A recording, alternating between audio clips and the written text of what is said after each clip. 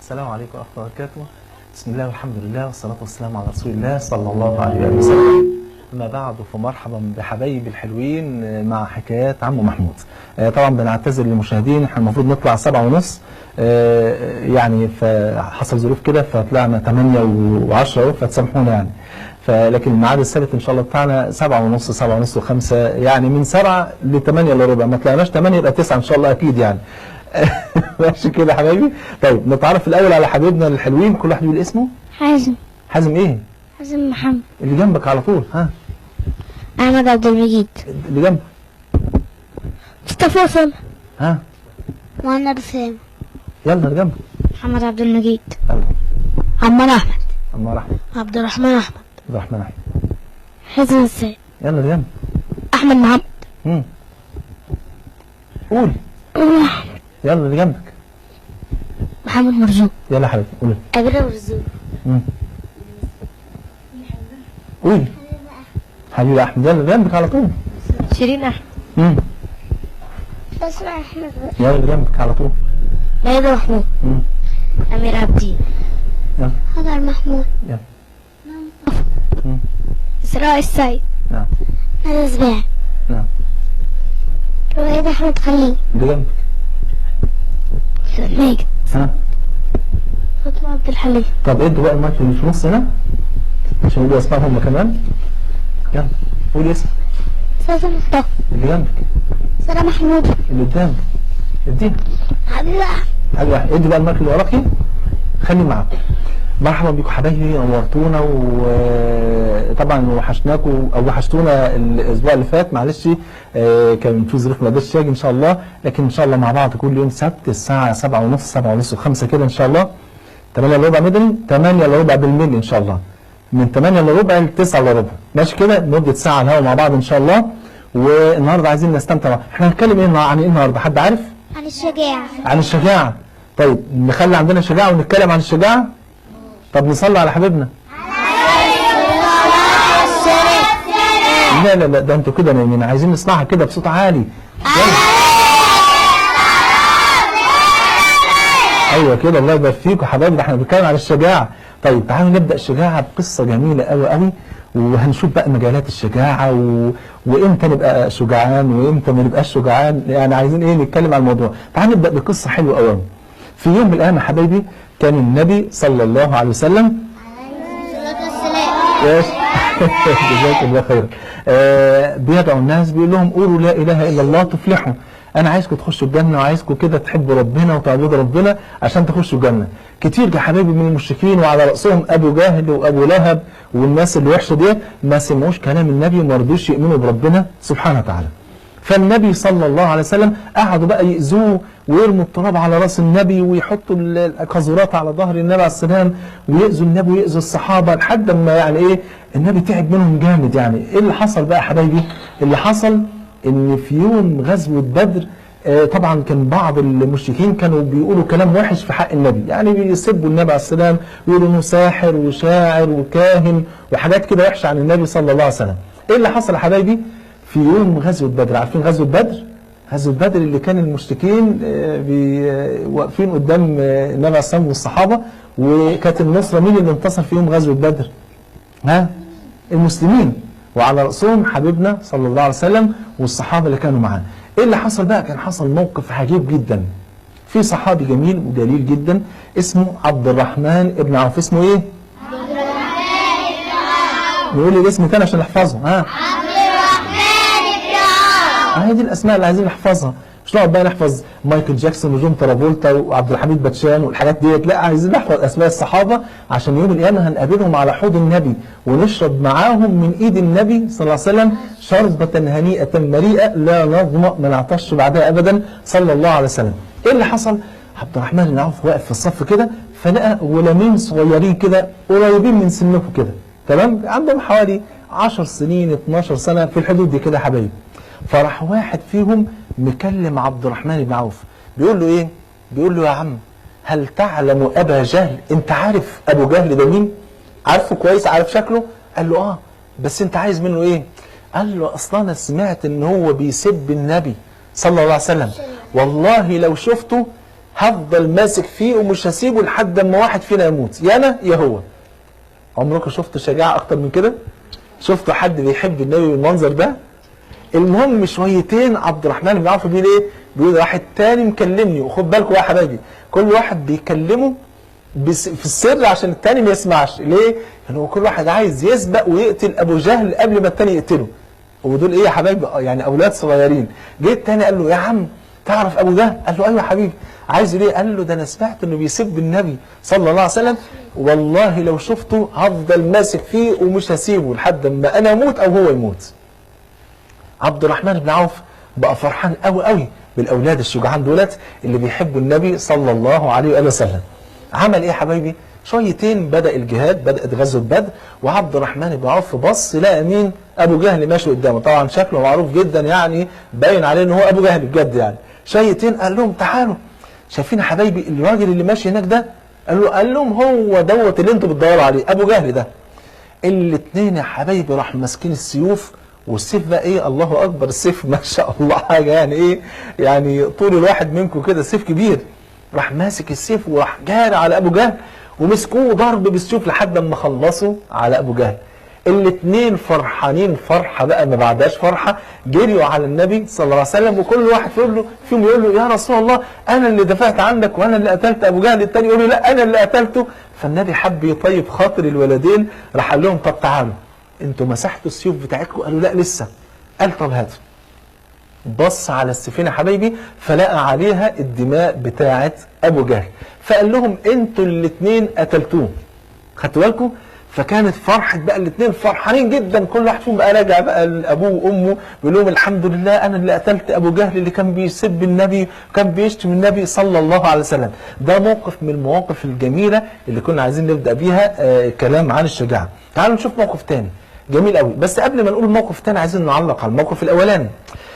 لو حد فيكم كان عايش في زمن النبي صلى الله عليه وسلم، هو تكونوا نمتوا؟ لا ثاني، عليه الصلاة والسلام. طبعا حبايبنا اللي معانا على الشاشة برضو بيصلوا على النبي صلى الله عليه وسلم. اللي يحصل بقى حبايبي لو ان حد فيكم عايش في زمن النبي وعرف ان ابو جهل بيسب النبي، كان هيفكر كده يعمل زي انت عارفين الغلامين اسمهم ايه الاول اللي هم راحوا قتلوا ابو جهل؟ واحد اسمه معاذ ابن عمرو ابن الجموح، والتاني اسمه معوذ ابن عفراء. معلش اسماء صعبه شويه لكن مش مشكله نحفظها بعدين. لو حد فيكم مكان الاثنين دولت كان هيفكر يروح كده ويقوم واخد السيف ورايح يقتل ابو جهل عشان هو بيسب النبي؟ مين فيكم هيدافع عن النبي؟ وانت تدافع عن النبي؟ وانت كمان هتدافع عنه؟ كلنا بنحب النبي؟ طب نصلي عليه. شفتوا قد ايه بقى حتى الاطفال الصغيرين كانوا بيحبوا النبي وكانوا بيدافعوا عنه، محدش فيهم يستحمل ان حد يقول كلمه وحشه في حق النبي صلى الله عليه وسلم. تعالوا نحكي الموقف الثاني الجميل، موقف حلو قوي هيعجبكم ان شاء الله.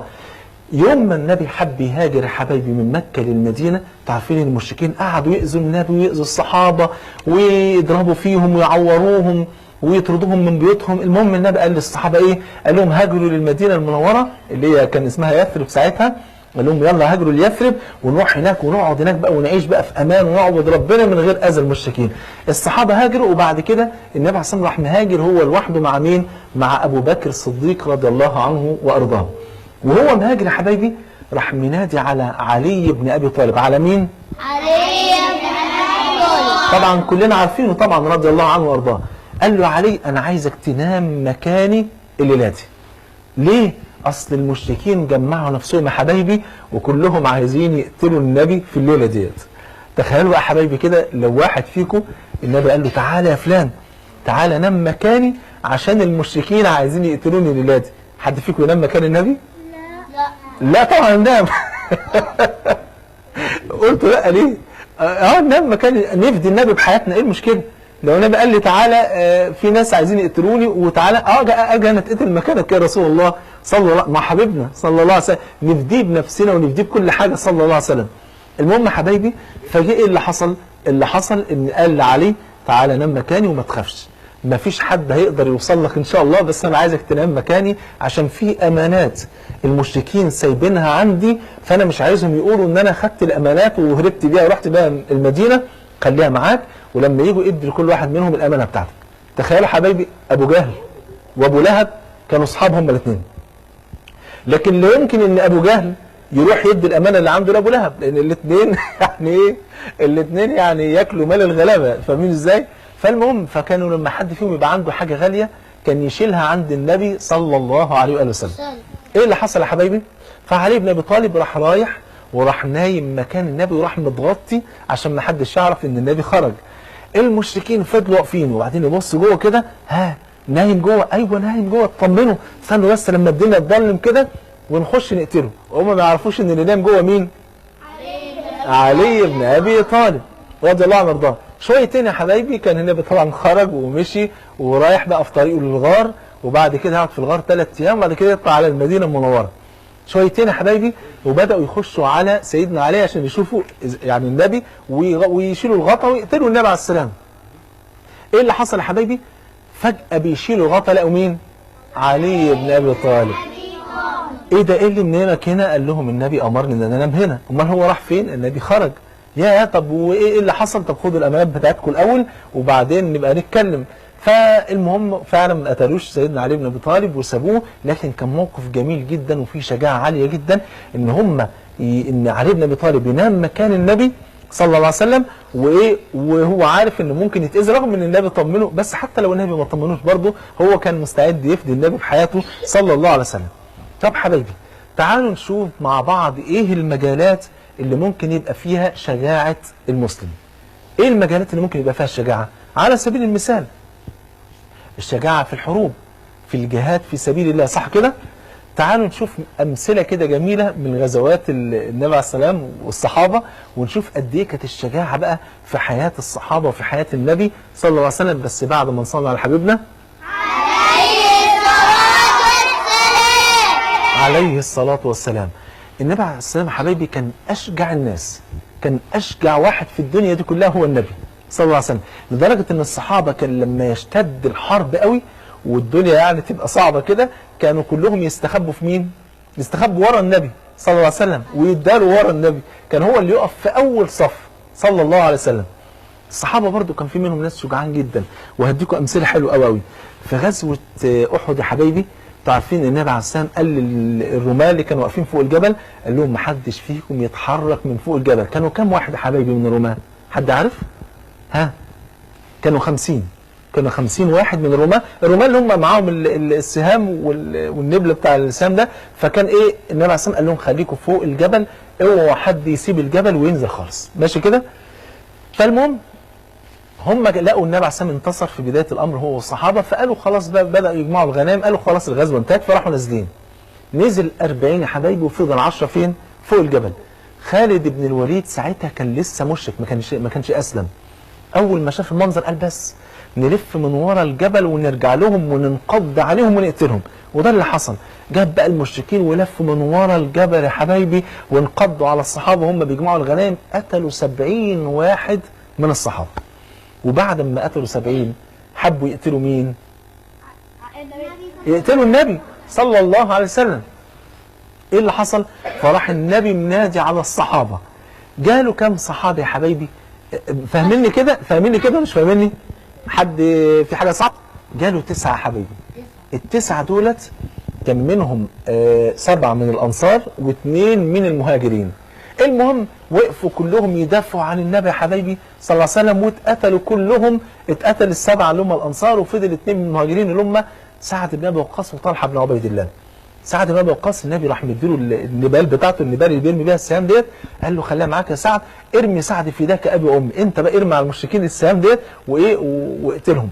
وبعدين سيدنا سعد النبال اللي معاه خلصت خلاص. مين اللي فضل معاه بقى؟ طلحه ابن عبيد الله رضي الله عنه. اسمه ايه؟ طلحه. نقول اسمه تاني، طلحه ابن عبيد الله. ابن عبيد الله، جميل قوي. طلحه بن عبيد الله حبايبي مسك السيف وقام يدافع عن النبي. هيقف قدام كام واحد يا حبايبي؟ جيش كامل. حد فيكم ممكن يتخيل المنظر ده؟ النبي واقف وبيقول له يا طلحه مين اللي هيدافع عني؟ قال له انا يا رسول الله. ودخل يا حبايبي عشان يدافع عن النبي قدام جيش كامل، جيش كامل. وطلحه راح داخل ويدافع عن النبي عليه السلام. راحوا قطعوا له ايه؟ الصوابع بتاعته. لما قطعوا له الصوابع بتاعته النبي عليه السلام يعني شافه كده فراح مطبطب عليه صلى الله عليه وسلم وبدا يقاتل ويدافع عن النبي لحد ما اتضرب يا حبايبي 39 ضربه بالسيف عشان يدافع عن النبي. يا الله، لو حد فيكم بقى كان مع النبي والمشركين جايين يقتلوا النبي، ها كان هيعمل ايه؟ معاك المايك؟ مين مع المايك؟ طب قول يا حبيبي. كان هيدافع عنه. ها؟ كنت هتدافع عنه؟ كنت هتمسك السيف وتخش تقاتل المشركين وتدافع عن النبي عليه السلام؟ وكلنا كنا هندافع عن النبي؟ طب نصلي على النبي عليه الصلاة والسلام. المهم حبايبي سيدنا طلحة انضرب 39 ضربة بالسيف عشان يدافع عن النبي صلى الله عليه وسلم. طب تعالوا ده انا هقول لكم حاجة بقى، مثال جميل قوي للاخوات الحلوين اللي قاعدين قدامنا. ده كان في واحدة ست عشان لما حد يسألكم في نفس الغزوة حبايبي اسمها ام عمارة. اسمها ايه؟ ام عمارة.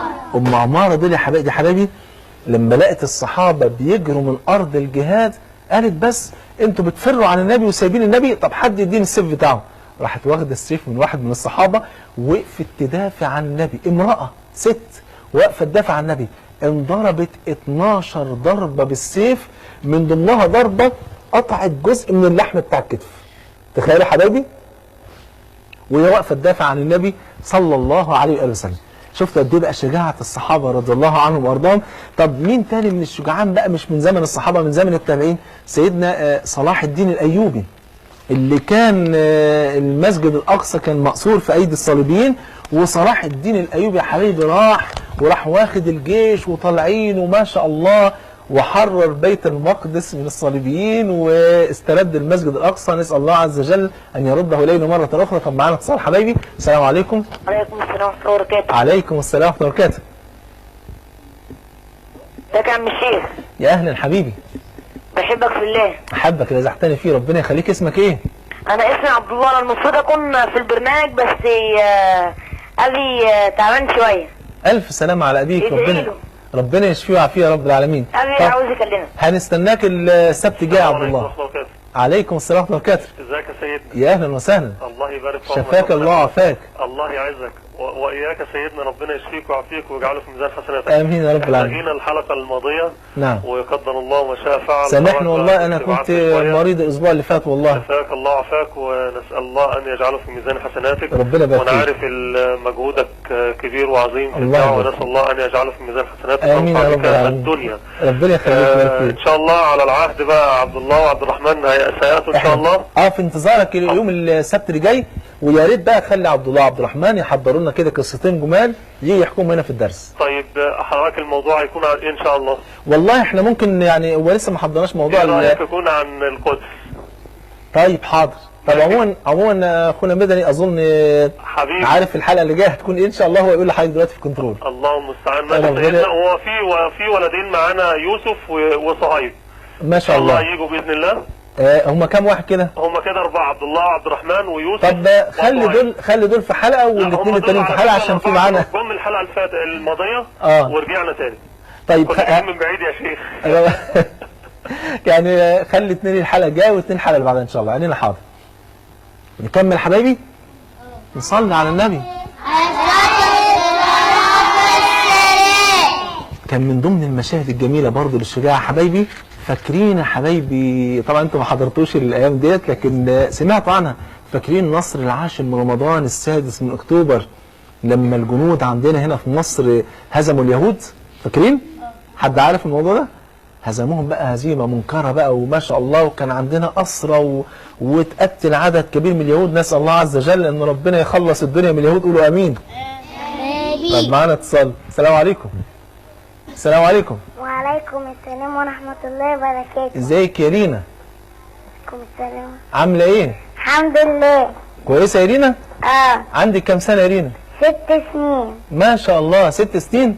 انت في سنه اولى ولا في سنه كام؟ لا في سنة أولى. سنه اولى ما شاء الله يا رينا.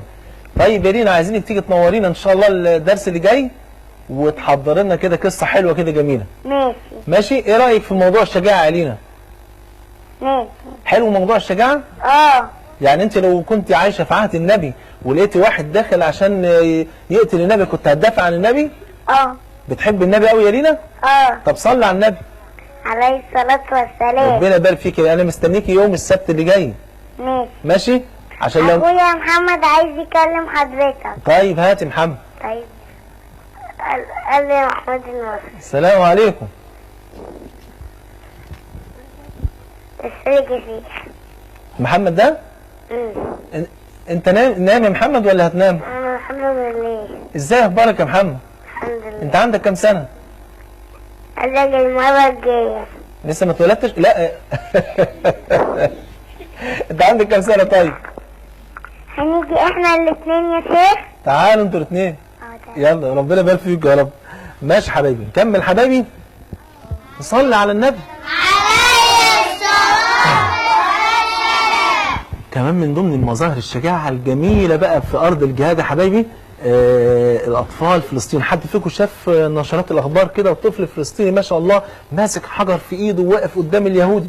الحاجه اللي تضحك بقى يا حبايبي ان الطفل الفلسطيني عنده 10 سنين وماسك حجر وقدامه يهودي ما شاء الله قد الباب بتاع الاستوديو تمام كده، واقف ورا الدبابه وماسك رشاشه ومستخبي.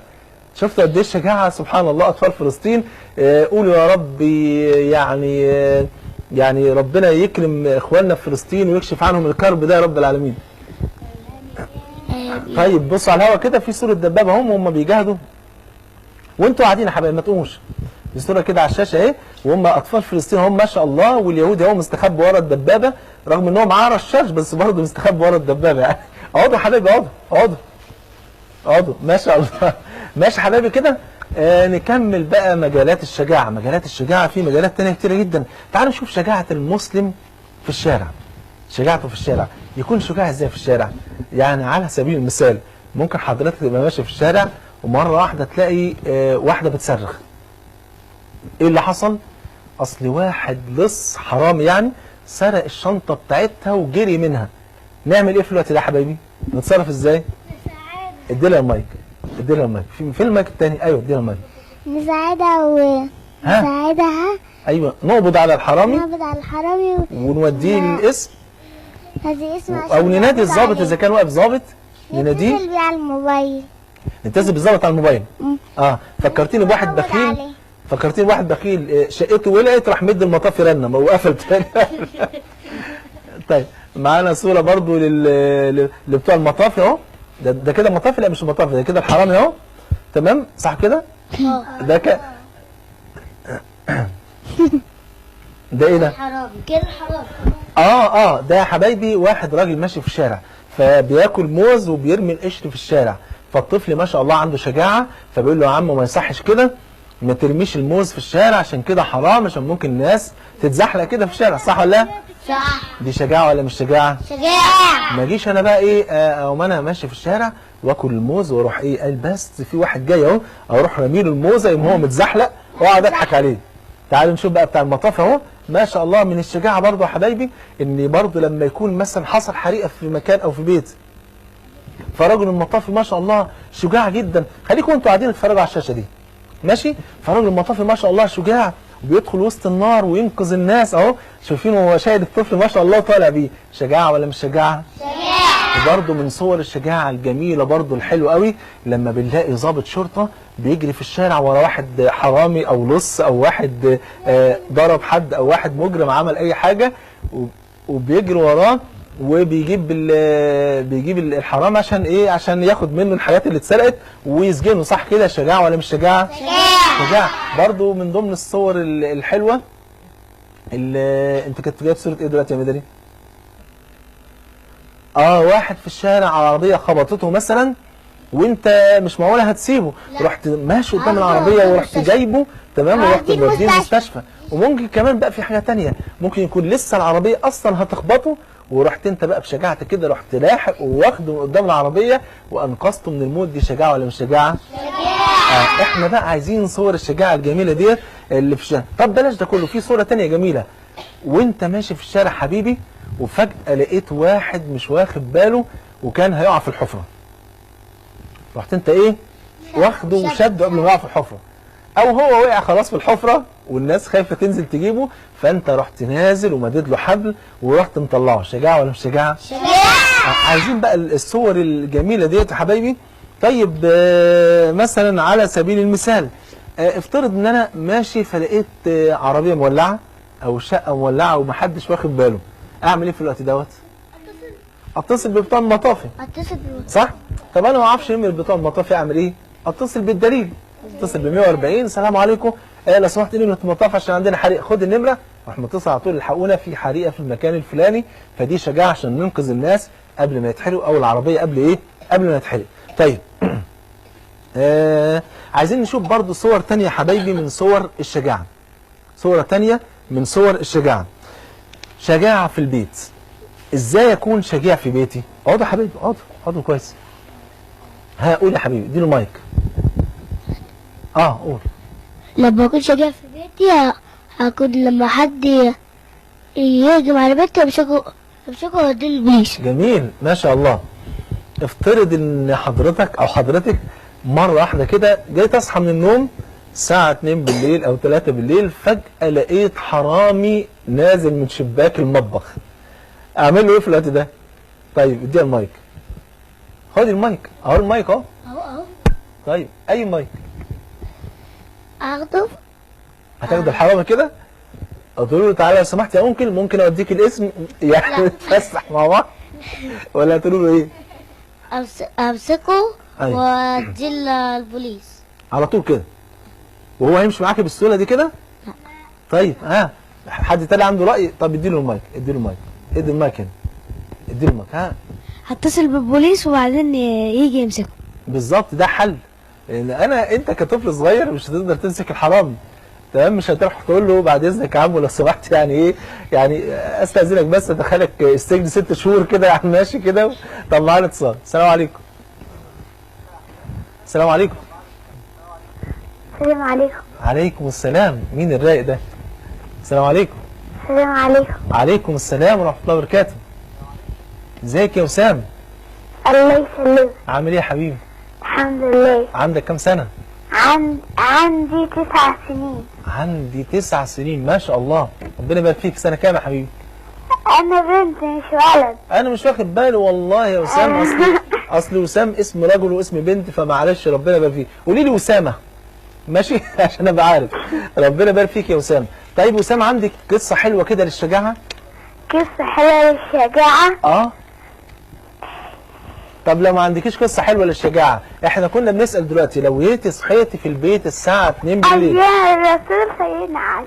طيب لو جيتي صحيتي من النوم الساعه 2 بالليل كده رايحه تشربي، فجاه لقيتي حرامي دخل الشقه عندكم، تعملي ايه يا وسام؟ اعمل ايه؟ هروح نبلغ البوليس ويجي ياخده على طول. تبلغ البوليس؟ يروح يجي واخده على طول. طيب جميل قوي ما شاء الله، حل حلو. طيب ايه رايك تيجي يوم السبت اللي جاي تقعدي معانا في الحلقه ونبلغ البوليس مع بعض؟ ماشي. ربنا يبارك فيك يا وسام، جزاك الله خير يا حبيبي على الاتصال. طيب حبايبي نكمل الموضوع. قلنا الحل الاولاني قولوا صلى الله عليه وسلم عليه الصلاه والسلام. قلنا الحل الاولاني لو لقينا حد كده حرامي نط في الشقه نروح مبلغين البوليس. طيب في حل تاني ممكن يتعمل برضه، ايه اللي ممكن نعمله تاني؟ اديله المايك حبيبي، اديله المايك. خد المايك اتكلم في المايك. يلا امسكه؟ لا امسك قرب المايك. امسكه او واديله البوليس او اتصل. ما احنا قلنا ان انت مش هتعرف تمسكه بنفسك. طب ادي المايك اللي جنبك. قول يا حبيبي. ممكن اجيب حبل واربطه بيه. يا سلام. لا مش ينفع. حد عنده حل تاني؟ طب اديله المايك، اديله. انا دي بابا. بالظبط كده حبيبي ما شاء الله، جزاكم الله خيرا. يبقى حاجه من الاثنين، يا اما انا اكون حافظ نمره البوليس 122 واروح متصل اقول له السلام عليكم يا عمو الحق الاحسن ده في حرام عندنا في البيت، تمام؟ بس هو حد يتصل بالنمره دي يهزر ان عيب، ماشي كده؟ السلام عليكم يا عمو عندنا حرامي، بيتكم نمره كام يا حبيبي؟ لازم نكون عارف عنواني ولازم نكون عارف نمره بيتي ونمره الشقه علشان البوليس يجي يقبض على الحرامي. طيب افترض بقى انا مش عارف النمره ومش هقدر اتصل والحرامي يسمع صوتي، اقوم رايح بالراحه بالراحه مصحي بابا، يا بابا الحق ده في حرامي جوه في الشقه. ما يجيش يقوم قايل بقى ايه، يا بابا يا بابا الحق في حرامي واقف في الصاله. هيجي الحرامي يقتلني انا وبابا. تمام كده؟ لا معلش صوتي، اتكلم بالراحه خالص عشان الحرامي ايه ما يسمعش صوتي. وامشي بالراحه يعني ما امشيش ادبدب عشان ما يحسش بيا. جزاك الله خير يا حبيبي، ربنا يبارك فيك. طيب نشوف برضه موقف تاني من مواقف الشجاعه في البيت. وانا ماشي في البيت كده فجاه سمعت صوت خربشه في المطبخ، فداخل بتمشى واحده واحده. طب معانا خربشه، معانا تليفون. السلام عليكم. السلام عليكم. عليكم السلام. ازيك؟ ها هتيجي. عليكم السلام. ها مين معايا؟ ازيك؟ الله يسلمك. مين معايا؟ هدى. هاجر. هدى. ايه؟ هدى. هدى اصل انت رقيقه خالص يا هدى، ما شاء الله. ازيك يا هدى، عامله ايه؟ كويسة. كويسه؟ ربنا يبارك فيك يا هدى. سمعت الموضوع بتاع الشجاعه اللي احنا كنا بنتكلم فيه دلوقتي؟ طب خليك معايا يا هدى. افترضي يا هدى، سامعاني كده؟ افترضي ان انت دخلت المطبخ بتاعكم، فجأة كده سمعت صوت خربشة، بتبصي ورا البوتاجاز لقيتي فار قد كده وايه عمال يجري في المطبخ. تعملي ايه يا هدى؟ نعم. هتعملي ايه؟ ها قولي. ها هي اتفزعت باين من السيره، خافت من السيره. طيب حد معانا؟ طيب اديها المايك، اديها المايك. فين المايك؟ اديها. خلاص ماشي، خدي المايك. قولي يا حبيبتي هتعملي ايه؟ ممكن هذي بابا، او ممكن اضرب الشبشب. هتضربيه بالشبشب؟ طيب ده حل، ماشي. في حل تاني؟ قول. ممكن اجيب اي حاجة وراح ضربه بيها يموت. في حل تاني. ها اديله المايك. ادي ده المايك، ادي ده لده. لا اللبس ازرق. خد يا حبيبي قول. مش كنت رافع ايديك؟ قول هتعمل ايه؟ ممكن يعني نمسك اي حاجة كده. ايوه. نضربه على راسه. ايوه. يموت. جميل قوي. ده حل من الحلول. في حل ايه تاني؟ اديها المايك. خد المايك يا ساره. طيب اديها المايك. يلا هتعملي ايه؟ ممكن احط مصيدة وبعد شوية هو يدخل فيها. جميل، حلو قوي. نضحك عليه ونعمل حاجه من الاثنين. اصل احنا لو جرينا وراه وحاولنا نضربه بالعصايه او بالشبشب او الحاجات ديت، فممكن هو طبعا سريع وبيجري وممكن يستخبى في حته ما نعرفش نوصل له. انما ممكن احنا بقى نعمل ايه بقى؟ حاجه من الاثنين. لو طولنا نضربه ونخلص منه، عشان دي شجاعه برضه اللي احنا نخلص منه، لان ده هيقعد في البيت يجيب لنا امراض. الحاجه الثانيه ان احنا نجيب مصيده زي ما هو ذكي، احنا كمان نبقى اذكياء ونحط له كده ايه، هو الفار كيف سمك. كيف سمك بيحب كل يوم الصبح كده يعمل دماغ سمك، فاحنا نجيب له نحط له راس سمكه مقليه، راس سمكه مقليه، بس تكون مقليه حلوه عشان نفتح له نفسه كده، ونحط له عليها شويه حاجات كده بهارات ونظبط له الدنيا عشان ايه يعني يبقى مزاج يعني.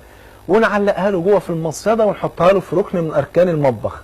هو كده كده هيجوع وهيدور على الاكل، هيجي يجري يمين شمال، بص يلاقي مره واحده ايه؟ راس سمكه كده جوه المصيده بتقول له هيت لك. هيروح داخل يا ساره على طول عليها وكلها، تروح المصيده قافله عليه على طول. في ساعتها بقى نعمل فيه ايه؟ نموته بقى، نضربه نغرقه في ميه، انما ما نولعش فيه. ان في ناس بتولع في الحاجات ديت، وحرام ما حدش يعذب بالنار الا رب النار سبحانه وتعالى. طب اقعد حبيبي اقعد. ماشي كده حبيبي؟ يبقى ده موقف برضه من مواقف الشجاعه. تمام؟ موقف تاني من مواقف الشجاعه. انا وانا في المطبخ جيت فجاه كده ايه، بجيب كوبايه عشان اشرب ميه او اشرب شاي او اجيب كوبايه عصير ولا حاجه، راحت الكوبايه انكسرت مني. انتوا كنتوا في البيت 4 اولاد او ولدين وبنتين او 4 بنات، المهم انتوا ايه 4 في البيت. فراحت ماما وبابا بيسالوا مين اللي كسر الكوبايه. فراحت هنقول اسماء كده استعاريه، راحت عبير قالت لمامتها يا ماما ده الهام هي اللي كسرت الكوبايه. فالهام تقول لها لا مش انا والله، ده عبير اللي كسرتها. تقول لها ايوه انا افتكرت يا ماما، ده عصام هو اللي كسر الكوبايه. فعصام يقول لا والله ابدا ما حصلش، ده محمد هو اللي كسرها. فتلاقي ماما لقت ال4 كلهم ايه؟ كل واحد بيرمي التهمه على الثاني. فراحت قالت خلاص طالما هم ال4 بيقولوا كده نضرب ال4. تمام كده؟ فانضرب الاربعه. انما لما يكون واحد بس هو اللي كسرها يقول ايه؟ يقول يا ساره قول. يقول انا اللي كسرتها. جميل، يعترف ويقول انا يا ماما غصب عني، معلش انا اسفه او انا اسف، انا اللي كسرت الكوبايه غصب عني. خدوا بالكم من حاجه، والنبي علم الاباء والامهات قال لا تضربوا اولادكم على كسر اوانيكم. على كسر ايه؟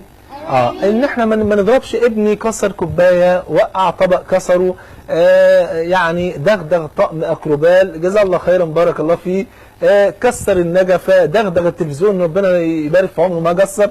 المهم يعني ايه؟ يعني ايه؟ احنا ما نضربش اولادنا على كسر حد، نعلمهم. ليه؟ لان النبي عليه الصلاه والسلام اخبر ان الحاجات ديت ليها اعمار، زي ما احنا لينا اعمار ليها عمر. الكوبايه دي عمرها قد ايه؟ عمرها مثلا شهرين ثلاثه، خلاص جه عمرها اتكسرت. فاهم ازاي؟ فما نضربش اولادنا، انما نعمل ايه؟ نعلمهم ان كده غلط يا حبيبتي، لما تيجي تاخدي الكوبايه لو كان المكان بعيد عليكي ما تطلعيش ما تقعيش، تمام؟ قولي يا ماما انا عايزه كوبايه، او قولي يا بابا انا عايز الطبق ده عشان احط فيه الاكل بتاعي. انما ما ناخدش الحاجه ديت ونكسرها ونتعمد، تمام كده؟ لكن لو اتكسرت اعترف، ومن غير حتى ماما ما تسالني، خش على جوه، السلام عليكم يا امي، معلش والله انا اسفه او انا اسف، معلش وانا بجيب الكوبايه اتكسرت مني. طب فين يا حبيبي اتكسرت؟ عشان بس نلم الازاز عشان ما حدش يتعور. نروح نقول لها، تقوم رايحه جايبه الايه المقشه الصندوطه دي بالجاروف وتروح شايله الازاز عشان ما حدش يتعور. طيب معانا اتصال، السلام عليكم. السلام عليكم. عليكم السلام ورحمة الله وبركاته. عليكم السلام ورحمه الله وبركاته. عليكم السلام ورحمة الله وبركاته. اهلا وسهلا، مين معايا؟ صح. عليكم السلام، مين معايا؟ أنا محمد علي السيسي. ها؟ مين؟ اسمك ايه يا حبيبي؟ أنا محمد علي السيسي. علي محمد علي السيسي؟ اصل انت اكلت كله ما سمعتش غير السيسي. طيب ربنا يبارك فيك يا علي. ازيك يا علي، عامل ايه؟ عندك كام سنه؟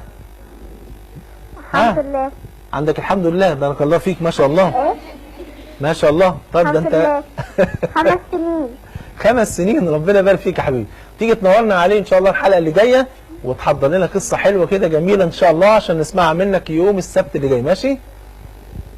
ربنا يبارك فيك حبيبي. نكمل الموضوع.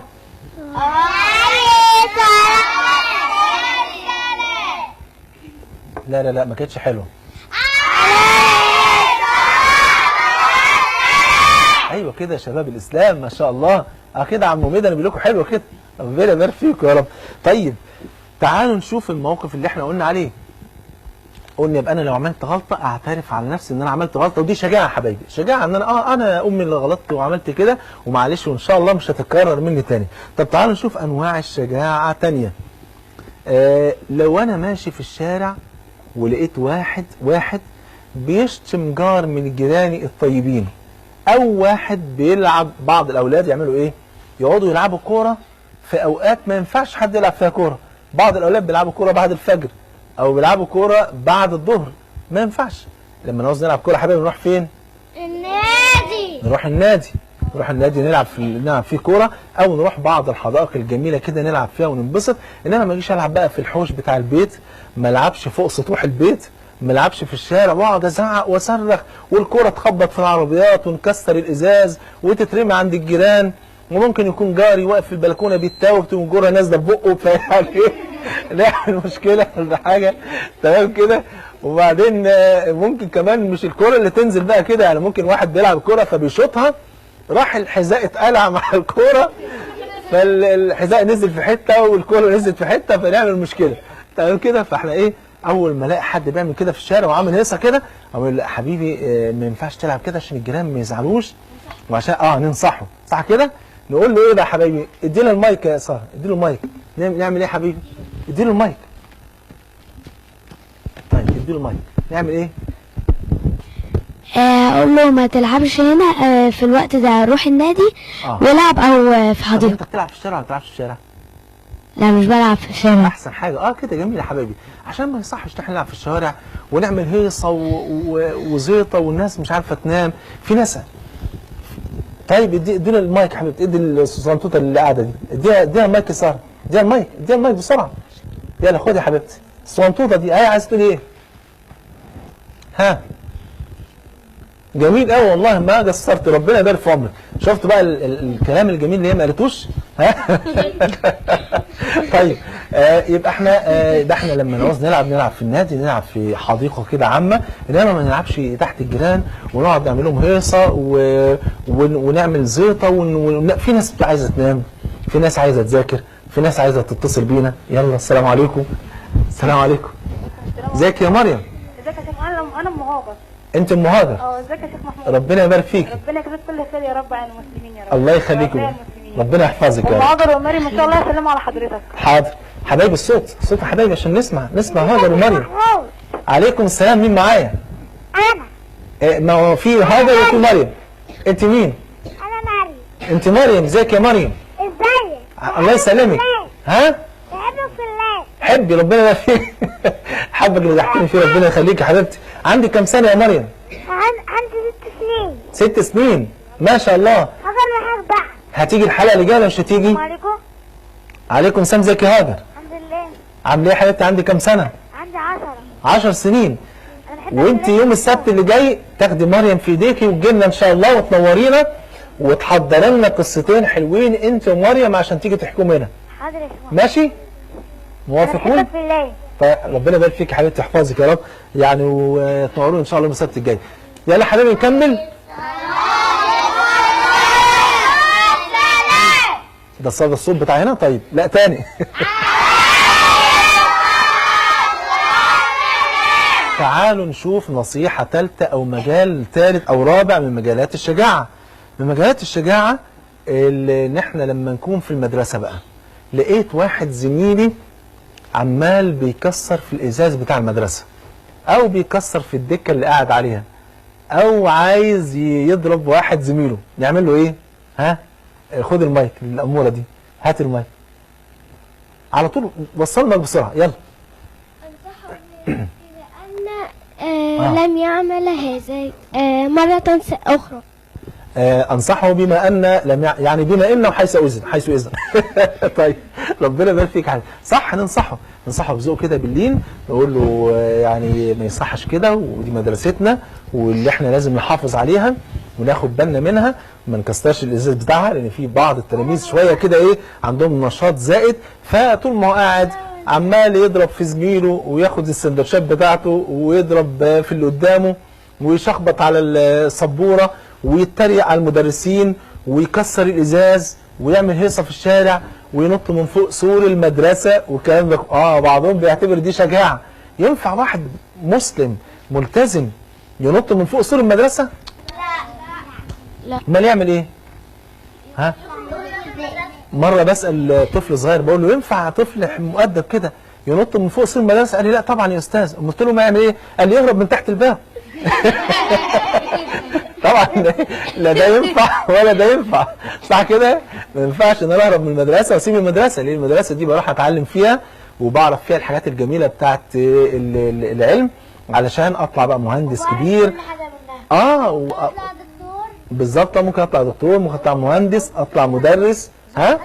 ظابط، او ممكن اطلع ظابط عشان يبقى لنا ظهر كده، او اطلع يعني المهم ايه نطلع حاجه حلوه كده. ماشي كده يا حبايبي. يبقى احنا لما نلاقي حد بيعمل حاجه غلط لازم نعمل ايه؟ نقول له كده عيب، ما يصحش، لازم ان احنا نحافظ على مدرستنا. طيب حاجه تانية، لقيت زميل من زمايلي يا حبايبي رايح يضرب زميل تاني، نعمل له ايه؟ ها؟ اديله المايك. اهو المايك اهو، اديله المايك. يلا قول يا حبيبي. اقول له نحافظ على مدرستنا انا بقول واحد راح يضرب واحد ولا نضرب صحابنا ونعززهم ونقول طيب كل حاجه. الحبيبه اللي قدام دي عايزه تتكلم، ادي لها المايك اللي في قدام دي. ايوه خد يا حبيبي، عايز تقول ايه؟ ها؟ ان احنا نحافظ على المدرسه بتاعتنا. جزاكم الله خير يا حبيبي، ربنا يبارك فيك يا رب. ان احنا لما نلاقي حد يا حبيبي رايح يضرب حد نقول له لا يا حبيبي ما يصحش، ما فيش مسلم يضرب اخوه المسلم، ولا حتى مسلم يضرب واحد مش مسلم على فكره. يعني احنا نقول ايه؟ طب خلاص انا زميلي ما هوش مسلم اروح اضربه، لا برضه ما ينفعش. لا نضرب مسلم ولا نضرب واحد غير مسلم. المسلم ده لازم يكون بيحب الناس كلها، لازم يتعامل مع الناس كلها بادب وباخلاق، حتى لو كان مش مسلم ومش هحب ولا حتى مش بس ما ايه ما ظلموش، يعني ايه ما اروحش اضربه ولا اروح اذيه ولا اروح اخد حاجته، بالعكس احنا ما نظلمش حد ابدا. المسلمين لازم يكونوا صوره حلوه في المجتمع المسلم، ولازم ايه نعرف الناس اخلاق المسلمين بفضل الله سبحانه وتعالى. طب تعالوا نراجع مع بعض كده عناصر الدرس كده بسرعه عشان فاضل لنا ربع ساعه. يبقى احنا قلنا قصص الشجاعه. اول قصه حد فيكم فاكر انهي قصه؟ ها؟ بتاعت الاثنين اللي كانوا رايحين يدافعوا عن النبي، صح كده؟ قصة معاذ بن عمرو بن الجموح ومعوذ ابن عفراء. طيب مين اللي نام مكان النبي ليلة الهجرة؟ قولوا. اللي نام مكان، اصل واحد بيقول لي في الاربيز دلوقتي اللي نام مكانه هاني البنا. مش هاني البنا. يعني علي بن ابي طالب رضي الله عنه وارضاه. ازيك سوزان، ربنا يحفظك يا رب. يبقى مين اللي نام مكانه؟ علي بن ابي طالب. طب مين اللي دافع عن النبي في غزوه احد واتضرب 39 ضربه بالسيف؟ ها؟ سعد بن ابي وقاص. لا الثاني. ها؟ ها؟ جميل قوي، اديها الميكروفون، ربنا يبارك فيك يا حبيبتي، ما شاء الله. ها مين؟ طلحه بن ابي وقاص. طلحه بن عبيد الله، ربنا يبارك فيك، جزاك الله خيرا، ربنا يبارك في عمرك. اسمك ايه؟ شيرين. لا امسكي الميكروفون. شيرين. شيرين، ما شاء الله، ربنا يبارك فيك. هناء موجوده؟ شيرين جايه لوحدها، طب الحمد لله، ربنا يبارك فيك. طيب يبقى طلحه ابن عبيد الله، اصل دايما هنلاقوا شيرين مع بعض. طلحه ابن عبيد الله هو اللي وقف دافع عن النبي وانضرب 39 ضربه بالسيف. طيب احنا قلنا لو لقينا لص داخل البيت قلنا هنعمل حاجه من الاثنين، هنعمل ايه؟ اديله مايك او ادي المايك للي جنبك. قولي يا حبيبتي، قولي. مش عارفه؟ طيب قولي انت. طيب اديها المايك. اما صحي بابا يا اما اتصل بنمره البوليس. يتصل بالبوليس على طول، 122 على طول، سواء حد يتصل بنمره ويهزر حبيبي عشان عيب طبعا، البوليس ايه سهران في خدمه المسلمين وخدمه الشعب، فما ينفعش احنا نزعجهم، لان لو البوليس جه البيت وعرف ان احنا بنلعب وبنهزر مين اللي هيتاخد؟ احنا اللي هنتاخد. تمام كده؟ لا احنا لما نتصل في بلاغ ايه؟ ما يكونش بلاغ كاذب وما نضحكش على الناس. طيب يبقى اما نتصل بالبوليس بالراحه كده وماسك التليفون واروح نازل تحت السرير، السلام عليكم يا عمو، في عندنا حرامي في البيت لو سمحت، بيتنا رقم كذا وشقتنا رقم كذا، تعالى لنا بسرعه. طيب لو مش قادر اتصل وصوتي مرعوش وخايف، اروح موشوش بابا في ودنه كده، بس ما اخدش بابا بقى، ما اجيش لبابا اقول له في ودنه كده بابا، يروح بابا يجي له صرع، يروح ممكن بابا يموت فيها دي. تمام؟ لا بالراحه كده، بالراحه كده، بابا يا بابا يا ابي يا امي، اي حد مصحيه، بخير يا حبيبي، في حرامي في الصاله بره، وايه بالراحه كده اتصل يا بابا او اطلع انت بقى اتصرف معاه. فبابا بقى لو كان قوي هيطلع ماسك الحرامي وضربه ومكتفه ومسلمه في البوليس، ولو بابا كان ضعيف يا عيني وعنده بيري ولين عظام هيتصل بالبوليس عشان هو اللي يتصرف في الموضوع دوت ويخلص ايه المشكله ديت. طيب لو لقينا واحد في الشارع فجاه بيجري كده وراح سارق شنطه من الست وجري، نعمل فيه ايه؟ قلنا ايه؟ قولوا مع بعض. ها؟ يا اما لو لقيت واحد من البوليس واقف اقول له يا عمو الحق لحسن الحرامي سرق الست ديت، يا اما لو انا هقدر اعمل اي حركه كده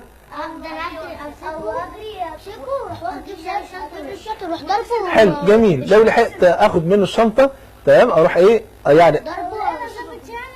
انا مره يا حبايبي كنت ماشي وسمعت صراخ ورايا كده، كنت انا راكب عربيتي، الكلام ده كنت اظن كنت في الزمالك، ففجاه سمعت صوت صراخ ورايا، ببص في المرايه لقيت شباب كانوا لصوص كانوا سارقين شنطه من واحده ست كانوا راكبين عربيه، يعني كان لص وراكب عربيه وهم جايين بالعربيه خطفوا الشنطه من الست وبيجروا، فهي بتصرخ، فانا كنت العربيه بتاعتي قدامهم، عملت ايه عشان انقذ الموقف ده؟ رحت واقف بعربيتي بعرض الشارع وبس وسكت، وهم كانوا حصلوا العربيه، طبعا كان ممكن هو طبعا يخبط العربيه بتاعتي تمام كده، لكن قلت مش مشكله عشان بس الست ايه ما تتظلمش. جم الناس لحقهم الحمد لله رب العالمين وفتحوا باب العربيه وخدوا الشنطه وقاموا بالواجب معاهم الحمد لله، نفضوهم تمام وظبطوا المسائل يعني.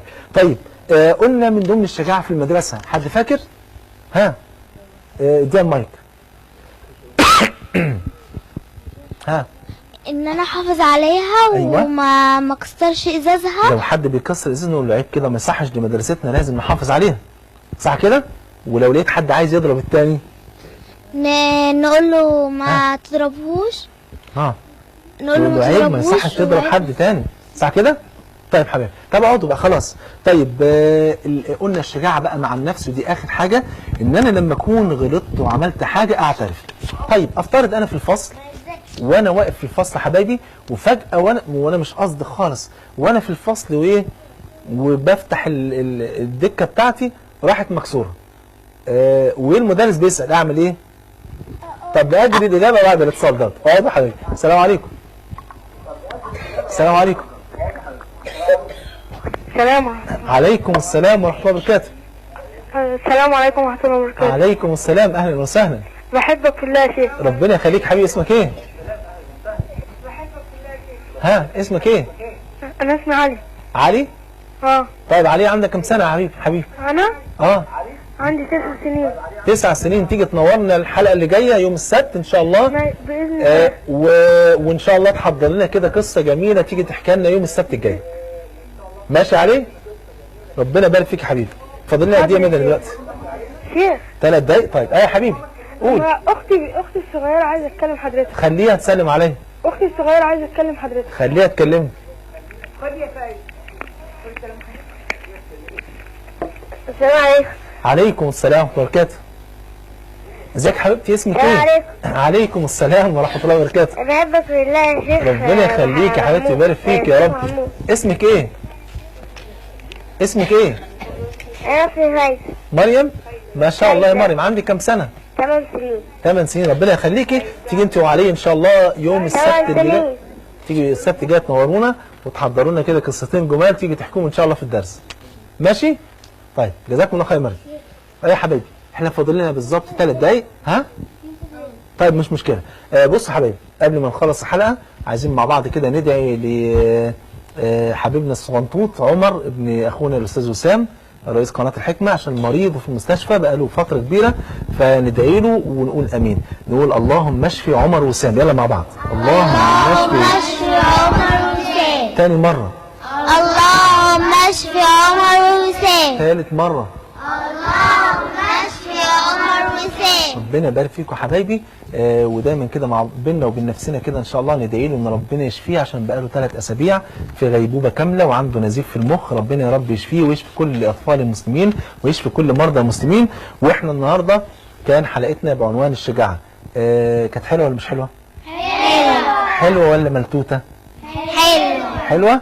طيب حبايبي ان شاء الله بنقول لحبايبنا بقى اللي معانا اللي اتصلوا بينا النهارده ميعادنا يوم السبت اللي جاي ان شاء الله. الحلقه بتبتدي من 8 الا ربع ل 9 الا ربع ان شاء الله. تكونوا موجودين معانا في الاستوديو من الساعه 7 وربع عشان يبقى فاضل نص ساعه طول على الهواء نبتدي نظبط نفسنا كده ونقعد ونظبط نفسنا ان شاء الله. وميعادنا بقى مع حبايبنا الكبار ان شاء الله يوم الاثنين الجاي بعد بكره مع حلقه مهمه جدا ان شاء الله الساعه 9 مساء في برنامج فضفاضه ايمانيه. ويوم الجمعه الساعه 8 الا ربع برضه ان شاء الله مع برنامج اصحاب الرسول. وربنا يجمعنا واياكم على خير وجزاكم الله خيرا. قولوا بقى للمشاهدين السلام عليكم ورحمه الله وبركاته.